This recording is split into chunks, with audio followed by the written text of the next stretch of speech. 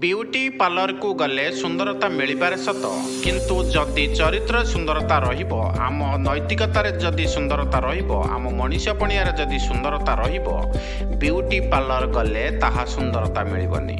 जदि एतिकी कथा आम भितर अछि जीवन सुंदर होई जीवो। आमे सोनार मूल्य जानती, रूपार मूल्य जानती, अनेक किछि कथार मूल्य आमको जଣା अछि किंतु आम निजर मूल्य आमको जଣା नाही। सेही लोकंक सामनारे आमे सबुबेले खुशी रहिबा दरकार जे आमको पसंद करू नाहंती, कारण आम खुशी तांको बंची थाउ थाउ मारी दिए। सेही मनुष्यर शक्ति को केही मुकाबिला करि परिबे नाही जहा पाखरे शक्ति सहित सहन शक्ति अछि। मनर दुख शरीर दुख ठारू आहुरी कष्ट दिए, तेणु सर्वदा मन को प्रसन्न रखिबाको चेष्टा करिबा। संपर्क सेठी मजबूत रहे जोठी जने अन्य जन को हरैबार भय थाए। खराब रास्ता रे दौड़िबा अपेक्षा 100 गुणरे भल रास्ता रे आराम रे जीवा। जेतेबेले मनीष पाखको पैसा आछि जाए बहुत इज्जत मिलता है, सेतेबेले मने रखिबा दरकार इज्जत मनीष को मिलुनी, पैसा को मिलुची।